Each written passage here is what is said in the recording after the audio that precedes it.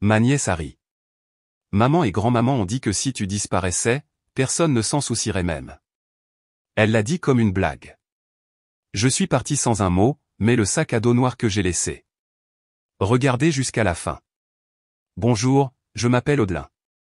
Et si vous vous êtes déjà assis dans une pièce remplie de votre propre sang, mais que vous avez eu l'impression que les meubles comptaient plus que vous, alors peut-être comprendrez-vous ce que j'ai ressenti ce soir-là. J'ai acheté un tout nouvel iPhone, $850, je l'ai emballé moi-même, j'ai souri quand ma nièce l'a ouvert. Elle m'a regardé droit dans les yeux et a dit, maman et grand-maman ont dit que si tu disparaissais, personne ne s'en soucierait même. Puis elle a ri. Personne ne l'a corrigé. Personne n'a sourcillé, pas même ma mère. Alors je suis parti. Pas de cris, pas d'au revoir, juste un sac à dos noir laissé derrière sur les escaliers. Mais ce qu'il y avait à l'intérieur, ce n'était pas que des reçus. C'était une preuve et le début silencieux de la fin. Avant de plonger dans le vif du sujet, à quelle heure écoutez-vous ceci et d'où? Laissez un commentaire ci-dessous. Celui-ci pourrait sembler trop familier. Le ciel au-dessus de Savannah gardait encore une touche d'or quand je suis arrivé dans l'allée de ma mère. La pelouse devant bourdonnait de voix et de rires. Des voitures bordaient les deux côtés de la rue, plus que ce à quoi je m'attendais. On m'avait dit que ce n'était qu'un dîner de famille tranquille, rien d'extraordinaire. J'ai lissé le chemisier que j'avais repassé ce matin, vérifié mon reflet dans le rétroviseur. Soigné, simple, présentable. Dans une main, je tenais une boîte cadeau emballée, un iPhone que j'avais payé en plusieurs fois depuis 6 semaines. Dans l'autre, une bouteille de cidre de pomme pétillant. Léora ne buvait pas et moi non plus. J'ai pensé que ce serait une touche agréable. La porte était déjà ouverte. Des gens étaient à l'intérieur. Des voix se chevauchaient. Des chaises raclaient le sol. Des couverts tintaient. Personne n'est venu me saluer. Je suis entré et je suis resté là un moment, laissant mes yeux s'habituer à la lumière. Des visages familiers me croisaient comme si j'étais du papier peint.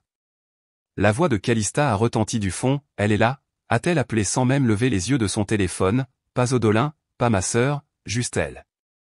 J'ai posé le cidre sur le comptoir de la cuisine en faisant attention de ne pas gêner Vera. Ma mère remuait quelque chose sur le poêle avec la grâce d'une femme qui prétendait ne pas m'avoir vu. J'ai souri. Besoin d'un coup de main. Elle n'a pas répondu. Elle a juste pointé avec son coude vers la salle à manger. Ils sont tous là-bas. Alors je suis entré. Des ballons pendaient du plafond. Félicitations Léora était écrit en lettres dorées au-dessus de la cheminée. Un énorme gâteau trônait fièrement sur la table. À notre étoile la plus brillante, Léora, reine des notes. J'ai cligné des yeux, cherchant le contexte. Était-ce une fête pour ces notes? On m'avait dit que nous nous réunissions pour honorer la promotion de quelqu'un. Personne n'a dit qui. Pendant une seconde, j'ai pensé que peut-être il parlait de moi. Je venais de terminer un cours de certification. Rien de grandiose, mais assez pour justifier un dîner, pensais-je. J'avais tort. Tatio, a glapi Léora, ouvrant déjà un autre cadeau. Tu es vraiment venu? Plusieurs têtes se sont tournées à cela. Un cousin a même murmuré, je ne pensais pas qu'elle viendrait. J'ai forcé un sourire. Je n'aurais manqué ça pour rien au monde. J'ai placé le téléphone, soigneusement emballé avec un ruban, sur la pile de cadeaux juste à côté d'une paire de baskets neuves et d'un bon pour un spa. Calista a jeté un coup d'œil et a levé un sourcil. Ça vient de toi, a-t-elle demandé. J'ai acquiescé. Elle a incliné la tête. Je ne te pensais pas capable de dépenser autant pour un iPhone. Ma bouche est devenue sèche. C'est pour Léora. Elle en voulait un. Elle a 13 ans, a dit Calista froidement, se détournant déjà. La musique a monté d'un cran. Quelqu'un m'a offert du punch. J'ai refusé. J'essayais toujours de comprendre la pièce, le bruit, le nombre de personnes que je ne reconnaissais pas. La pile de cadeaux a diminué et bientôt Léora a atteint le mien. Elle l'a déchiré comme si c'était juste une autre boîte. Pas de pause, pas de lecture à haute voix de la carte. Quand elle a vu ce que c'était, ses yeux se sont écarquillés. Un iPhone, a-t-elle glapi. De Tatio. Puis elle a ri et je jure que je l'ai vu venir avant même qu'elle ne le dise, maman et grand-maman ont dit que si tu disparaissais demain, personne ne s'en soucierait même. La pièce s'est figée pendant une seconde. Un battement, deux, puis le rire. Le rire a roulé à travers l'espace comme le tonnerre. Calista s'est étouffée avec son vin. Vera a jeté un regard à Léora, mais elle souriait. Un cousin a dit, c'est froid. Mais il n'a pas arrêté de sourire. Et moi, j'ai souri, le genre de sourire que vous portez quand vous ne savez pas où regarder. J'ai regardé Léora. Ses doigts tapotaient l'écran du téléphone, déjà distraite. Merci pour le téléphone, a-t-elle dit en levant à peine les yeux. J'ai acquiescé. Bien sûr, ma chérie. Je ne sentais plus mes mains. L'air dans la pièce s'épaississait. J'ai regardé autour de moi. Personne ne me regardait. Personne ne venait se tenir à mes côtés. J'étais seul, agrippé au bord de la table comme si elle pouvait me faire flotter. J'ai pensé à ce téléphone, à la nuit où je l'ai commandé en ligne, vérifiant 3 sites différents pour la meilleure offre, à la façon dont j'ai pris des quarts de travail supplémentaires le mois dernier, à la façon dont j'ai renoncé à m'acheter un manteau cet hiver pour pouvoir continuer à payer. J'ai pensé au week-end où je surveillais Léora pendant que Calista conduisait en Floride pour se ressourcer, à la fois où je l'ai aidé avec un projet scientifique pendant que Calista était sortie. Et maintenant, ceci, une punchline. J'ai avalé la boule qui se formait dans ma gorge et me suis tourné vers la cuisine. Je vais vérifier le cidre, ai-je dit à personne en particulier. Vera était debout près du poêle, faisant tournoyer de la sauce dans une casserole. Elle n'a pas levé les yeux. Je me suis penché. As-tu entendu ce que Léora a dit? Elle a marqué une pause, juste une seconde. C'est une enfant, a-t-elle répondu, ne prends pas tout si au sérieux. Elle ne l'a pas inventé, ai-je dit doucement, remuant toujours. Ne commence rien ce soir, Audelin. J'ai reculé. L'horloge murale tic-taquait plus fort que le rire derrière moi. Dans le couloir, j'ai cherché mon sac à main. Je n'ai même pas mis mon manteau. J'ai juste attrapé mes clés et suis parti. J'ai croisé le gâteau sur la table, intact, des bougies allumées, des acclamations qui montaient. Mais j'étais déjà à la porte. Je ne l'ai pas claqué. Je l'ai juste laissé se fermer derrière moi comme si je n'avais jamais eu ma place là de toute façon. J'ai marché jusqu'à la voiture sans jeter un coup d'œil en arrière. Il n'y a pas eu de sortie dramatique, pas de claquement de porte ou de vérité criée, juste le bruit sourd du bois rencontrant le cadre derrière moi, assez silencieux pour être confondu avec le vent.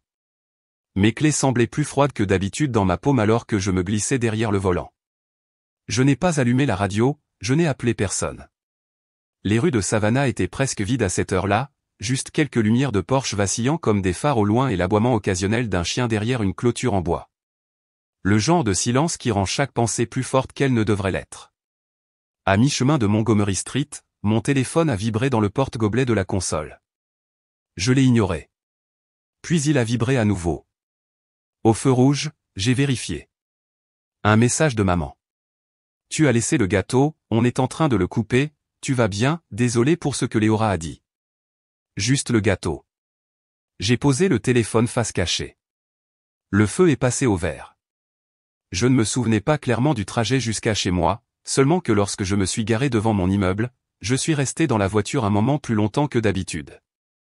La chaleur des évents s'est estompée, laissant derrière elle le genre de froid qui ne vient pas du temps qu'il fait. En haut, je n'ai pas enlevé mes chaussures, je n'ai pas changé de vêtements. J'ai laissé tomber mon sac à main sur le canapé et suis allé directement au placard du couloir. Il était toujours là, le vieux sac à dos noir, celui que j'avais traîné pendant la majeure partie de mes études et 2 ans après. À travers des entretiens, des trajets en bus et plus de refus d'emploi que je ne voulais en compter. Je ne l'avais pas utilisé depuis des lustres, mais je l'ai gardé parce que quelque chose en lui me ressemblait encore. Je l'ai tiré vers le bas, dépoussiéré une fine couche de poussière, puis suis resté là à réfléchir. Pas à l'insulte. Pas même au rire, mais à chaque instant avant cela, quand il ne disait rien, mais que tout faisait mal. Comme le dîner de Thanksgiving quand j'ai apporté une tarte faite maison et que Calista a dit qu'une tarte achetée en magasin aurait été mieux. Ou quand maman a chuchoté à Noël assez fort pour que je l'entende, elle n'est pas vraiment l'une de nous, tu sais, elle fait juste de la figuration. Ou cette fois. Dieu, comment pourrais-je oublier quand je suis entré dans le salon pendant le brunch de Pâques et que j'ai entendu Calista dire, elle est utile, mais honnêtement, elle n'a jamais été l'une de nous, utile. Le mot s'est collé à mes côtes. Cette nuit-là, je suis devenu autre chose. Pas utile, pas invisible, quelque chose de plus dur. J'ai ouvert le sac à dos, mais je ne l'ai pas rempli de vêtements. De mon tiroir, j'ai sorti le dossier que je n'avais jamais prévu de partager, des reçus pour l'épicerie que j'ai acheté quand Calista a oublié son portefeuille, des captures d'écran des demandes Venmo de maman. Peux-tu encore couvrir la facture d'électricité, l'opération de ton oncle, juste un peu d'aide, des relevés de plusieurs années de remboursement de cartes de crédit qu'ils ont ouvertes à mon nom. Chacun plié, empilé soigneusement à l'intérieur. Puis les emails, ceux qui me demandent de réserver des vols, de couvrir les séjours à l'hôtel, de financer des cours de ballet d'urgence, des camps de week-end, des dîners d'anniversaire. Je les ai tous imprimés. Et enfin, la clé USB. Elle était restée intacte au fond de mon tiroir pendant 5 ans, un minuscule bâton avec une bande violette. Je ne me souvenais même pas pourquoi j'avais sauvegardé ce clip, seulement qu'un après-midi, Léora jouait avec ma caméra et j'avais appuyé sur enregistrer. Elle avait 8 ans à l'époque. Dans la vidéo, elle a levé les yeux d'un livre de coloriage et a dit « Tu es comme ma deuxième maman, maman est toujours fatiguée, mais tu prends toujours du temps. » J'ai retenu mon souffle. J'ai mis la trame en pause, son petit visage figé au milieu d'un rire comme un souvenir essayant de rester en vie. J'ai glissé la clé USB dans la poche latérale du sac, je l'ai zippée, puis je me suis retourné vers la porte. Le trajet de retour chez maman a été plus court qu'il n'aurait dû l'être. Ou peut-être que je n'ai tout simplement pas réfléchi. Mes mains ont bougé par instinct, mon corps stable pendant que mon esprit brûlait. La maison brillait de l'intérieur, une lumière dorée chaude se déversant à travers la fenêtre de la cuisine. Je n'ai pas frappé. Je savais où était la porte de derrière. Je savais comment me déplacer dans cette maison sans être vu. Je l'avais fait toute ma vie. Ils chantaient quand je suis entré. Joyeux anniversaire, leurs voix se sont élevées en chœur tandis que Léora gloussait devant le gâteau, tenant un cierge magique comme un trophée. Personne ne m'a remarqué à nouveau. J'ai dépassé le vestiaire, j'ai traversé le couloir et j'ai posé le sac à dos contre la base des escaliers. Pas caché, pas au centre de la scène, juste là, une vérité se reposant tranquillement, attendant. Au moment où j'ai fermé la porte derrière moi, le rire a éclaté à travers les murs à nouveau, plus fort maintenant. Il s'est déversé par les fenêtres dans l'air nocturne, faisant écho d'une manière qui m'a fait me demander s'il s'était déjà arrêté. Je suis rentré chez moi lentement. À l'intérieur, j'ai enlevé mes vêtements et je suis entré dans la douche, j'ai laissé l'eau frapper mon dos comme un rythme régulier. Pas brûlant, pas froid, juste assez pour me rappeler que j'étais toujours là. Quand je suis sorti, mon téléphone s'était allumé à nouveau. 6 appels manqués. 2 de maman. 3 de Calista. Un d'un numéro que je ne reconnaissais pas. Je n'ai pas vérifié les messages. Je n'ai pas défilé. Je n'ai pas répondu. J'ai posé l'écran du téléphone face cachée sur la table de chevet, puis j'ai enlevé la serviette de mes épaules. Ma peau était humide. Mon visage plus humide peut-être à cause de l'eau, peut-être à cause du silence. Sur mon bureau, le tiroir était légèrement entrebâillé. À l'intérieur, une deuxième clé USB, une copie de l'original que j'avais laissé derrière moi. Les coups sont venus avant que le soleil n'ait complètement percé les stores. Je me suis réveillé en clignant des yeux, désorienté au début, pensant que cela faisait partie d'un rêve. Mais ça a continué, implacable, rythmique comme quelqu'un martelant au bord de mon crâne. Je me suis retourné lentement, le cœur traînant comme du linge mouillé. Les coups sont devenus plus vifs. Je n'avais pas besoin de deviner qui c'était. Les pas, la voix derrière les poings, la façon dont l'air changeait autour de ce genre de colère. Je connaissais ça. J'ai tapoté tranquillement sur le sol, faisant attention de ne pas trébucher sur le coin du tapis. Mon appartement sentait encore le savon au citron de la nuit dernière et quelque chose de vieux. J'ai jeté un coup d'œil par le Judas. Papa, le visage rouge, le souffle visible dans la fraîche matinée de printemps. Sa main s'est transformée en poing, maintenant pressée à plat contre la porte. Pendant une fraction de seconde, il a eu l'air fatigué. Mais ensuite, tu penses que tu peux faire ça, a-t-il hurlé, sa voix étouffée mais lourde, tu penses qu'on a besoin de toi. J'ai dit, rien, tu m'entends, Audelin, tu penses qu'on a besoin de toi. Son souffle a embué le bois. On n'a jamais eu besoin de toi. On allait très bien avant que tu ne t'impliques dans tout. Toujours silencieuse. Tu es ingrate, tu m'entends, après tout ce que ta mère a fait pour toi. Ma bouche s'est crispée. Tu as toujours été la difficile, toujours en train de jouer la victime. Il a frappé à nouveau. 2 gifles rapides et rageuses sur la porte avec sa paume ouverte. Tu es égoïste. Tu as toujours été instable, Audelin. Tu as besoin d'aide. J'ai cligné des yeux. Ma main reposait sur la serrure, sans la tourner, sentant juste le métal froid. Je ne pleurais pas de tristesse, mais il y avait une chaleur dans ma poitrine, comme une pression due à trop d'années à avaler mon propre nom. Finalement, sa voix s'est estompée. Ses pas se sont retirés. Le couloir est retombé dans un silence si épais qu'il a sonné plus fort que tous les cris. Je suis resté là un moment, le front appuyé contre la porte, puis je me suis éloigné. Au moment où j'ai fait du café, mon téléphone avait explosé. Un message de maman. Comment as-tu pu faire ça à ta propre famille? Pas de salutation, pas d'hésitation, juste une accusation. 6 appels manqués de Calista, tous dans les 15 dernières minutes. Le 7e est arrivé alors que je fixais l'écran. Puis le texto, tu penses qu'on ne peut pas vivre sans toi? Très bien, tu verras combien de temps tu dures sans une famille. J'ai jeté le téléphone sur le canapé et j'ai pris une longue gorgée de café noir. C'était amer. Pas de sucre, pas de crème, mais c'était honnête. J'ai passé l'heure suivante à fixer le plafond.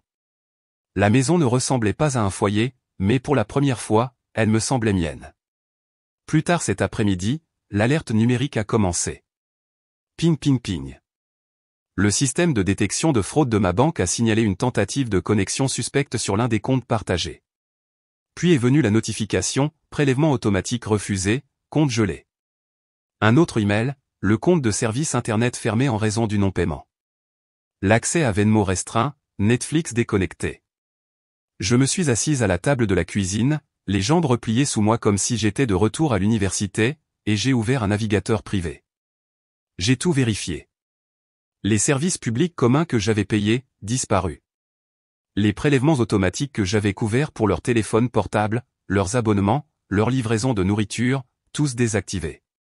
Elles ont dû essayer de se connecter ce matin-là. Elles ont dû paniquer. Léora, j'en étais sûr, serait en larmes sans ses émissions. Vera ne pourrait pas publier ses mises à jour quotidiennes sur Facebook sans Wi-Fi. Et Calista, elle perdrait la tête sans ses listes de lecture de yoga sur Spotify. Je n'ai pas souri, mais quelque chose en moi a expiré, non pas par satisfaction, mais par libération. Un robinet s'est ouvert pour la première fois depuis des années. Elles m'ont traité d'égoïste, mais elles ne se sont jamais arrêtées pour demander combien de nuits j'avais passé sans rien pour qu'elles puissent avoir plu. Le café était devenu froid. J'ai ouvert Facebook sur mon ordinateur portable. La voilà, Calista.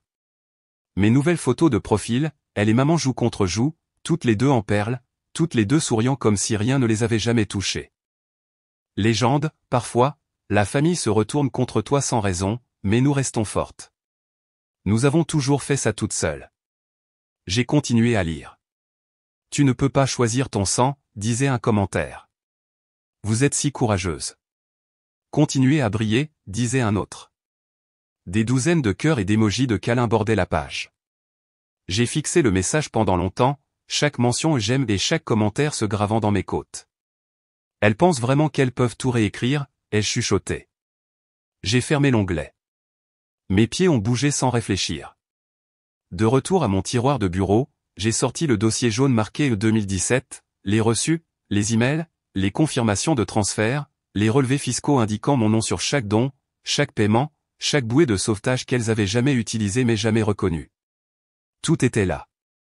Pendant un instant, j'ai pensé à le poster, juste une capture d'écran, un simple fait pour interrompre le conte de fées qu'elles avaient concocté, mais je ne l'ai pas fait, pas encore. Au lieu de cela, je suis allé à la photocopieuse dans le salon commun de l'immeuble, j'ai fait 3 copies, j'en ai glissé une dans une enveloppe, j'ai écrit la date au dos. Puis j'ai pris l'ascenseur jusqu'au rez-de-chaussée. La pièce des coffres-forts était calme. J'ai signé le registre, j'ai ouvert la petite porte et j'ai glissé l'enveloppe à l'intérieur. Quand je suis retourné à mon appartement, le soleil s'était baissé derrière le toit du voisin. Tout était baigné d'or comme si le monde avait décidé d'être doux pendant un moment. Je me suis versé une autre tasse de café, cette fois avec du lait. Je me suis assise, j'ai rentré mes jambes sous moi à nouveau et j'ai regardé le téléphone. Je ne l'ai pas pris, je n'ai pas défilé, je n'en avais pas besoin. Elles pensaient que me couper était une punition, mais elles ont oublié que j'avais construit la maison qu'elles essayaient d'incendier. La brise à l'extérieur avait commencé à s'adoucir alors que l'après-midi s'installait. J'avais prévu de descendre le pâté de maison jusqu'à l'épicerie du coin, juste pour prendre l'air, peut-être acheter des œufs, je n'en avais pas vraiment besoin, mais je n'ai fait que quelques mètres hors de ma porte avant de le voir. Une seule enveloppe blanche scotchée juste en dessous du Judas. Pas d'affranchissement, pas d'adresse, juste 4 mots écrits dessus dans la calligraphie parfaite de maîtresse d'école de ma mère. Lis-le avant de faire quoi que ce soit que tu pourrais regretter. Je ne l'ai pas pris tout de suite.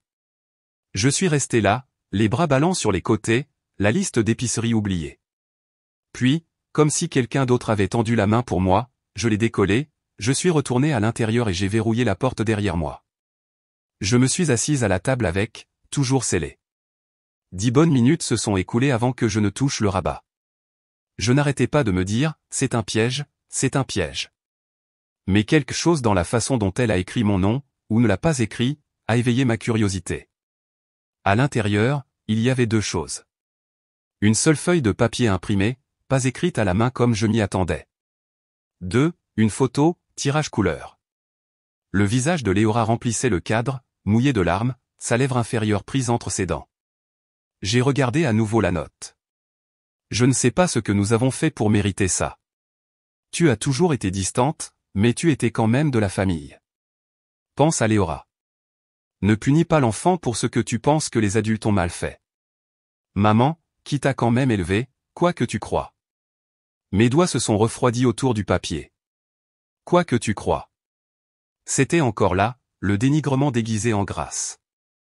Je me suis assise en arrière sur ma chaise, la photo toujours face visible à côté de moi. Léora avait l'air le cœur brisé, mais je ne pouvais pas dire si c'était de ne pas obtenir ce qu'elle voulait ou de s'être fait dire qu'elle ne pouvait plus s'y attendre. Et soudain, j'avais 9 ans à nouveau, regardant à travers l'entrebâillement d'une porte derrière laquelle je n'étais pas censé être. C'était la veille de Noël. On m'avait renvoyé en auto, on m'avait dit que les adultes devaient emballer la magie, quoi que cela signifie. Je n'étais pas fatigué. Je m'étais faufilé en bas pieds nus et j'avais collé mon oreille contre le mur du couloir, juste à l'extérieur de la cuisine. La voix de Calista avait été aiguë, agacée. Je ne me souviens pas de ce dont elle se plaignait, probablement un parfum bon marché que je lui avais choisi avec mon argent de poche. Mais je me souviens de ce que Vera a chuchoté en réponse. Je me souviens de chaque syllabe. Elle est née dans la mauvaise maison. S'il n'y avait pas la culpabilité de ton père, elle ne serait même pas là. Je me souviens m'être figé comme si l'air avait été aspiré du conduit au-dessus de ma tête. Je suis resté là à m'accrocher au mur comme s'il pouvait s'effondrer sur moi. Je me souviens être retourné me coucher, m'être glissé sous les couvertures et avoir regardé les lumières colorées de Noël clignoter au plafond. Et je me souviens avoir pensé, qu'est-ce que j'ai fait de mal en naissant ? Ce n'était pas la première fois que j'entendais des choses que je n'étais pas censé entendre, mais c'était la première fois que je les croyais. Maintenant, 29 ans plus tard, je fixais une photo imprimée de leur nouvel enfant chéri et je lisais une lettre qui, d'une certaine manière, me blâmait d'avoir blessé l'enfant tout en excusant tout ce qui s'était passé auparavant. Vera ne s'est pas excusée, pas une seule fois. Elle ne m'a pas demandé comment j'allais. Elle n'a pas dit pardon pour ce qui a été dit au dîner ou pour la façon dont j'ai été traité. Elle n'a pas reconnu que j'ai été manqué de respect, effacé, humilié. Au lieu de cela, elle a commencé par la culpabilité, la draper dans la maternité et la mémoire. Ce n'est pas de l'amour, ai-je dit à voix haute. J'ai plié la lettre en 2, puis en 2 à nouveau. Puis à nouveau jusqu'à ce que ce soit un carré épais et serré dans ma main. Il ne me manque pas, ai-je chuchoté, ce qui leur manque, c'est ce que je leur donnais. Et peut-être pour la première fois de ma vie, je n'ai pas tressailli en le disant. Je me suis levé lentement, j'ai traversé la cuisine et j'ai laissé tomber la lettre dans la poubelle. Je n'ai pas hésité. Je n'ai pas regardé en arrière. Puis je suis allé à mon ordinateur portable. L'écran s'est allumé, toujours connecté à mon email. J'ai cliqué sur Composer et j'ai tapé un message. Court, clair, final. Au fil du groupe familial. Sujet, avancé. Je n'assisterai plus à aucune réunion de famille. Veuillez me retirer de tous les groupes de cadeaux, plans ou comptes partagés. Je vous souhaite la paix. Je ne financerai tout simplement plus ça. Odolin, j'ai survolé le bouton envoyer pendant seulement une seconde. Clic et c'était ça. J'ai fermé le couvercle de mon ordinateur portable, je me suis levé et je suis allé à la fenêtre. Le soleil commençait à se coucher. Une ligne dorée s'étendait sur le plancher, chaude sur mes pieds nus. Je ne tremblais plus. Je ne me sentais pas puissante. Je ne me sentais pas fière. Mais je me sentais finie. Fini de supplier d'être incluse. Fini de chasser des miettes d'affection qui venaient toujours avec des conditions. Fini de les laisser me définir par ce qu'ils pouvaient me prendre. Je n'ai même pas réalisé que j'avais commencé à respirer plus lentement jusqu'à ce que le silence s'installe si profondément qu'il ressemblait à une expiration. Plus tard, j'ai préparé un dîner simple. Un sandwich au fromage grillé, une soupe aux tomates, le genre de repas réconfortant que tu prépares quand tu ne veux pas trop réfléchir. Au moment où je me suis glissé dans le lit, l'appartement était sombre, calme, paisible. J'ai regardé le plafond à nouveau, cette fois sans clignoter des lumières et pour une fois, je n'ai pas eu l'impression d'avoir besoin de rejouer quoi que ce soit. Cette nuit-là, j'ai mieux dormi que je ne l'avais fait depuis des mois jusqu'à ce que les coups reviennent à l'aube. Les coups à la porte n'étaient pas frénétiques comme les autres. Ils étaient réguliers, mesurés comme si la personne qui se tenait à l'extérieur savait déjà que je ne répondrais pas tout de suite. J'ai enfilé une robe de chambre et j'ai entrebâillé la porte juste assez pour voir le visage usé de mon propriétaire, à moitié confus, à moitié désolé. « Bonjour mademoiselle Shipley », a-t-il dit, levant les deux mains comme si je pouvais être armé. « Désolé de vous embêter si tôt, mais eh bien, je viens de raccrocher d'un appel étrange. » J'ai attendu. Il s'est raclé la gorge. « Votre sœur a appelé, a dit que vous vous comportiez de manière instable, que peut-être je devrais. » Je ne sais pas. Jetez un coup d'œil à votre bail, voir si nous pouvions le transférer. Il a secoué la tête et a ri maladroitement. Ce n'est pas aller plus loin, bien sûr. Votre dossier impeccable, vous avez tout payé. Je pensais juste que vous deviez le savoir. J'ai acquiescé une fois. Merci de me l'avoir dit. Il a incliné sa casquette et est parti en traînant les pieds. J'ai fermé la porte doucement derrière moi et je suis resté là, immobile comme une pierre, la main sur le bouton. Instable, ai-je chuchoté. Le mot n'a pas piqué. Il semblait familier comme une chanson qu'ils avaient fredonnée derrière mon dos pendant des années et avaient maintenant décidé de jouer à voix haute. Après une douche rapide et 2 gorgées de café froid, je suis allé directement au tiroir du bas de mon classeur. Il a couiné comme il le faisait toujours. À l'intérieur se trouvait un dossier manie usé avec une étiquette rouge. Hypothèque, propriété de Savannah. Je me suis assise sur le plancher du salon en feuilletant la paperasse. Des pages et des pages d'approbation bancaire, de transfert de titres, de reçus de réparation. Il y a 6 ans, après la 2e crise cardiaque de mon père, la maison s'était dirigée vers la saisie. Calista a supplié, Vera a sangloté. Elle ne pouvait pas perdre la maison familiale, ont-elles dit. Alors j'ai fait ce que personne d'autre ne pouvait faire. J'ai contracté un prêt. Je l'ai acheté à mon nom, non pas par fierté, mais pour les protéger. L'acte de propriété était à moi. Les impôts, l'assurance et les réparations majeures aussi. Et pourtant, pas une seule fois, elles n'y ont fait référence comme à ma maison. C'était toujours leur maison, la cuisine d'elle, la chambre de Léora. J'ai ramassé mon ordinateur portable. 1 heure plus tard, un avis d'occupation professionnellement formaté se trouvait dans ma boîte de réception, prêt à être imprimé. À midi, un coursier en blazer bleu marine s'éloignait du trottoir avec une enveloppe adressée à Vera Shipley et Calista Brandt, 402 Oakwood Drive, Savannah, GA 31405.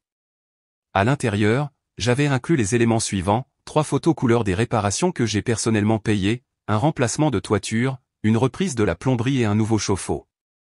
Une liste de factures de services publics impayées empilées sous mon nom et un post-it jaune collé sur la première page avec écrit à la main va être une famille n'est pas un contrat de location et le mien a expiré. Après que la porte ait cliqué derrière le coursier, j'ai expiré si fort que ça a fait vibrer ma poitrine. Ce n'était pas comme une vengeance. C'était comme une clarté. Vers 14h30, mon téléphone a vibré avec un rappel de courriel scolaire. Chère mademoiselle Shipley, ceci est un rappel amical que les frais de scolarité de Léora Brandt pour le semestre à venir sont dus. Faites-nous savoir si vous devez mettre à jour les méthodes de paiement. J'ai fixé l'écran pendant un long moment. Elle comptait toujours sur moi pour jouer la bienfaitrice fantôme, supposant toujours que je serais trop embarrassée, trop consciencieuse pour arrêter. J'ai ouvert un nouveau document, j'ai tapé lentement, délibérément à qui de droit, ce message est pour confirmer le retrait du soutien financier pour les frais de scolarité de Léora Brandt, à compter d'aujourd'hui. Veuillez adresser toutes les communications futures aux tuteurs légaux répertoriés au dossier. Puis, j'ai écrit une deuxième page, je l'ai adressée directement à la conseillère d'orientation scolaire. Ceci est une demande personnelle. Je vous demande de garder un œil sur le bien-être émotionnel de Léora. C'est une fille intelligente et tendre, mais elle est utilisée comme bouclier par des adultes qui ne veulent pas assumer leurs actes. Veuillez la soutenir autant que vous le pouvez. Audelin Chiplet. J'ai imprimé les 2 lettres, je les ai glissées dans une enveloppe crème et j'ai fait un arrêt discret à la boîte aux lettres de l'autre côté de la rue avant de retourner à l'intérieur. L'air dans mon appartement semblait plus léger maintenant, comme si quelque chose de toxique avait été extrait. Ce soir-là, le téléphone est resté étrangement silencieux. Pas d'appel, pas de texto, pas de messages vocaux chargés de culpabilité. Mais quand j'ai vérifié la conversation de groupe familial, c'était le chaos pur. Calista avait publié une capture d'écran de la lettre d'expulsion. Elle est complètement folle. Elle nous expulse. Et Vera, toujours la matriarche dans le déni, avait répondu, elle bluffe. Elle n'oserait pas aller jusqu'au bout. Ignorez-la. Je n'ai pas tapé un mot, je n'ai même pas réagi, je n'ai même pas respiré trop fort. J'ai juste ouvert le tiroir près de la porte, j'ai sorti un sac de clés en argent et je suis allé dans le couloir. 10 minutes plus tard, les serrures de ma maison ont été changées. Les vieilles clés, celles qu'elle tenait encore toutes, étaient maintenant inutiles. Il n'y aurait plus de laisser entrer, plus de supposer que je resterais toujours silencieuse. Plus de confusion entre mon nom sur papier et leur permission permanente. Parce que la vérité était simple, personne ne bluffe quand elle a déjà fait ses valises dans son esprit. Au lever du soleil mardi, j'étais non seulement réveillé, mais aussi alerte. J'avais dormi pendant la première moitié de la tempête. Mais maintenant j'en étais l'œil. J'ai commencé la matinée avec une liste de contrôles au dos d'une vieille facture d'eau. Pas de poésie, pas de tergiversation, juste des puces qui ressemblaient beaucoup à la liberté. En haut, la voiture que Calista conduisait depuis près de 2 ans, disant à tout le monde qu'elle était à elle, même si le titre était à mon nom. Je l'avais achetée quand son crédit était fichu et son permis suspendu.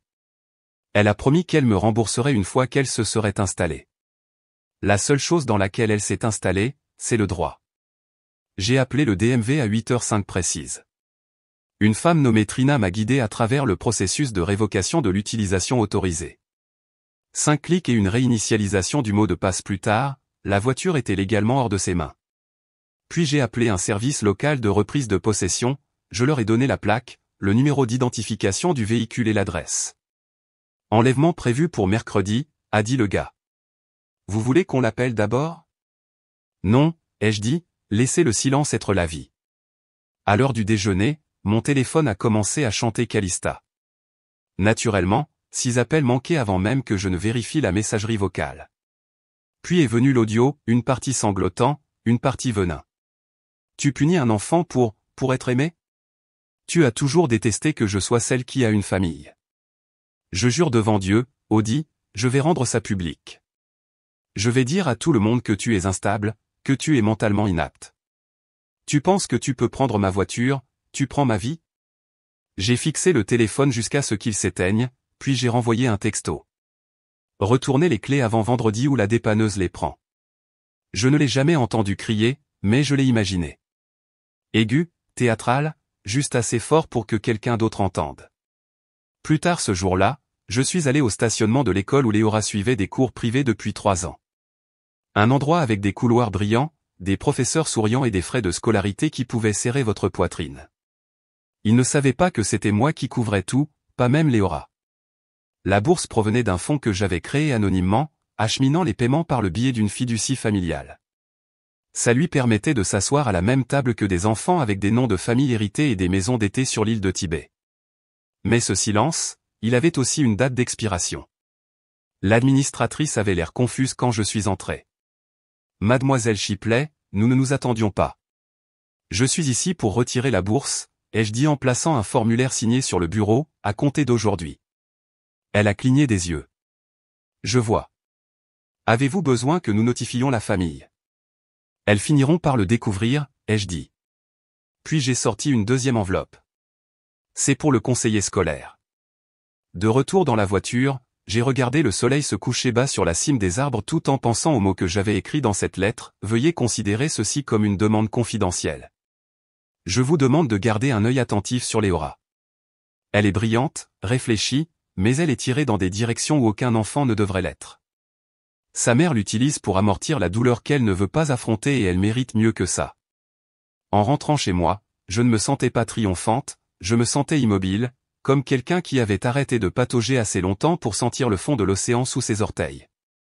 Au moment où j'ai mis mon pyjama et me suis blotti sur le canapé avec du thé, Calista était passée en direct sur Instagram. Bien sûr, ses yeux étaient rouges, mais pas de tristesse, de performance. Un gâchis humide de larmes, une voix tremblante et un éclairage parfaitement incliné. Elle essaie de ruiner ma vie, a-t-elle reniflé en regardant droit dans la caméra, tout parce que j'ai quelque chose qu'elle n'aura jamais, un amour véritable, un enfant, un foyer. Elle a laissé la phrase planer comme si c'était l'évangile. Elle est amère, contrôlante. Elle coupe ma fille de l'école qu'elle aime, de tout, parce qu'elle ne supporte pas de ne pas être le centre d'attention. Des milliers de vues, des douzaines de commentaires, des cœurs, des visages choqués, des mains en prière. J'ai regardé en silence, sans cligner des yeux une seule fois. Quand la vidéo s'est terminée, je n'ai pas fait les 100 pas, je n'ai pas pleuré, je n'ai pas crié. J'ai ouvert mon ordinateur portable, j'ai trouvé le vieux clip, Léora, à 8 ans, assise sur mon canapé en pyjama dinosaure. Elle mangeait une tranche de tarte aux pommes et disait à la caméra sans qu'on lui demande, tu es comme ma deuxième maman. Maman est toujours fatiguée, mais tu me parles toujours. Tu me fais sentir comme si je n'étais pas invisible. J'ai mis la vidéo en pause au milieu de la phrase, son visage figé à ce moment-là, une vérité pure et non filtrée. J'ai sauvegardé le fichier, je l'ai renommé en cas de campagne de diffamation, je l'ai stocké dans un dossier crypté, de sauvegarde. Puis j'ai passé un dernier appel ce soir-là à mon gestionnaire immobilier. Je veux que tous les accès soient révoqués, ai-je dit. Aucun membre de la famille, aucun invité. Il y a eu une pause. Même votre mère? Je n'ai pas hésité. Surtout elle. Il a expiré lentement. Compris. S'il se présente, appelez la police, déposez une plainte pour intrusion et dites-leur que cette fois, il y aura des conséquences. J'ai raccroché et j'ai posé le téléphone face cachée. Pour la première fois de ma vie, la séparation n'était pas qu'un mot. C'était une décision. Et cette fois, elle venait avec des reçus. Je n'ai pas eu besoin de vérifier les stores pour savoir que ça avait commencé.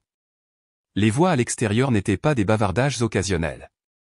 C'était un volume calculé, le genre de voix que les gens utilisent quand ils veulent être entendus.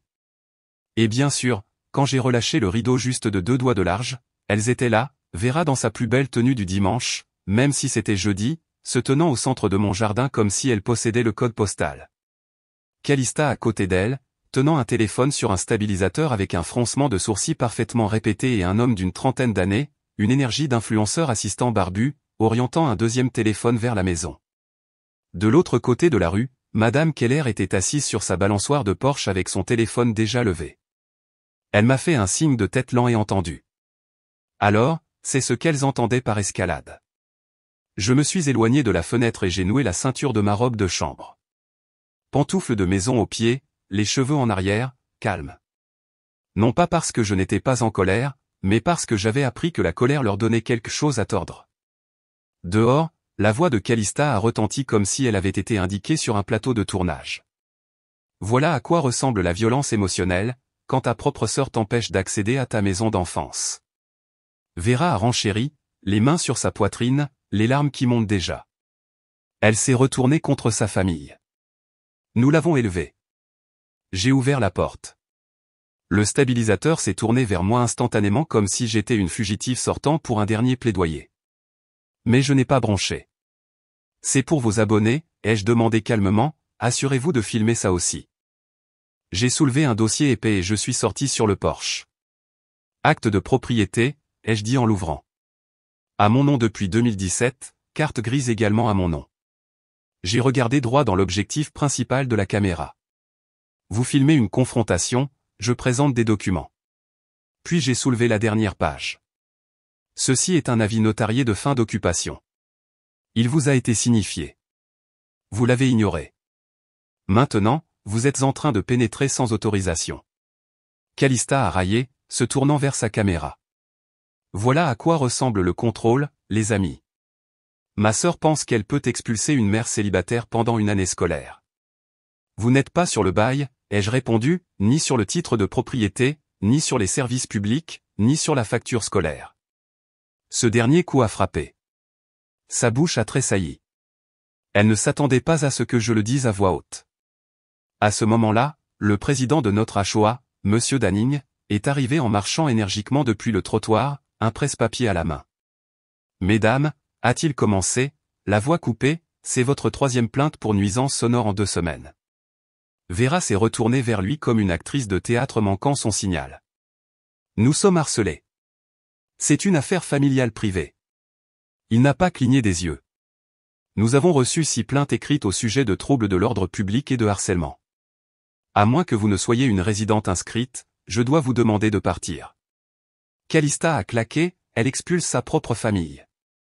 Puis, comme si quelqu'un avait appuyé sur avance rapide, elle s'est jetée à travers la pelouse vers moi en criant quelque chose au sujet de la trahison, sa voix aiguë, ses bras agitant juste assez largement pour le drame, mais trop erratique pour la sécurité. Sécurité, oui, nous avons une patrouille à temps partiel, est intervenue. Un agent lui a attrapé le coude doucement mais fermement. « Madame, reculez maintenant. » Vera a gémi, « Tu nous as ruinés, Audelin. Tu as fait de nous un spectacle. » Non, ai-je dit en baissant la voix, j'ai juste cessé de réparer les choses que vous n'arrêtiez pas de casser. Derrière moi, le voisin de l'autre côté de la rue a applaudi. Un lent applaudissement sarcastique. Un autre a murmuré, il était temps. L'équipe de tournage a commencé à reculer. Le téléphone de Calista est tombé avec un bruit sourd. Sa diffusion en direct s'est terminée au milieu d'un cri, l'écran se figeant sur son visage déformé. Les agents les ont fait quitter mon jardin. Je ne les ai pas regardés partir. Je me suis retourné, je suis rentré à l'intérieur et j'ai fermé la porte avec la même résolution tranquille que j'avais utilisée pour l'ouvrir. Pas de claquement, pas de discours, juste de l'immobilité. J'ai fermé les stores, j'ai reposé le dossier sur le comptoir et j'ai préparé une tasse de thé. Ce n'était pas de fête, c'était médicinal, comme se laver les mains après avoir sorti les ordures. Ce soir-là, mon téléphone a vibré une fois, juste une fois, un message vocal de Léora. Je n'ai pas appuyé sur lecture immédiatement. Je suis resté près de la fenêtre, regardant les ombres s'étirer sur l'allée comme si elles ne voulaient pas partir non plus. Quand j'ai finalement écouté, sa voix a craqué à travers le haut-parleur. Je sais que tu me détestes maintenant, mais je ne le pensais pas. Je ne faisais que répéter ce qu'elles ont dit. Silence, puis plus doucement, tu me manques. Je ne sais pas comment leur dire. Je me suis assise, je l'ai écouté à nouveau, non pas parce que j'avais besoin de clarté, mais parce qu'une partie de moi voulait encore croire que quelqu'un dans cette maison avait déjà voulu dire ce qu'il disait avec gentillesse. Après la 2e écoute, j'ai appuyé sur supprimer. C'était ça, l'histoire des limites. Parfois, ça ne commence pas par fermer les autres à l'extérieur. Parfois, ça commence par arrêter l'écho des mots que vous n'avez jamais eu à porter. Le lendemain matin, le sac à dos noir était assis sur mon porche, pas jeté, pas lacéré ou piétiné, juste posé comme si quiconque l'avait rapporté pensait que ça le rendait doux. Il était trempé. La pluie de Savannah avait tombé toute la nuit, forte, bruyante, le genre qui inonde les gouttières et transforme les trottoirs en miroirs glissants. Et maintenant, le sac s'affaissait à cause du poids, sa fermeture éclair à moitié ouverte comme une bouche trop fatiguée pour se fermer. Je suis resté dans la porte pendant une longue minute, pieds nus sur le carrelage, avant de sortir pour le rentrer. Je ne me suis pas précipité, je n'ai pas juré. Je l'ai simplement soulevé comme je l'avais fait des centaines de fois auparavant quand il était rempli de manuels, de demandes de subventions ou de provisions. Je l'ai transporté en haut chez Calista. Je l'ai posé sur une serviette près de l'évier de la cuisine et je l'ai entièrement dézippé. L'intérieur était étonnamment intact. Humide, oui, mais pas détruit et toujours là, dans la poche intérieure en filet zippé, il y avait la clé USB. Pas de notes, pas un seul mot griffonné sur un morceau de papier, juste du silence et des coutures trempées. Sous la clé, pliée et toujours étrangement sec, se trouvait le reçu de l'iPhone de Léora. Je l'ai retourné. Rien d'écrit au dos. Je me suis assise à mon comptoir de cuisine, j'ai branché la clé USB et j'ai attendu. L'écran s'est allumé avec le fichier. Une seule vidéo. Elle était datée d'il y a 5 ans. Léora avait 8 ans à l'époque. Elle avait 7 dents de devant manquantes et des boucles crépues qui ne restaient pas plates, peu importe la façon dont Vera les brossait.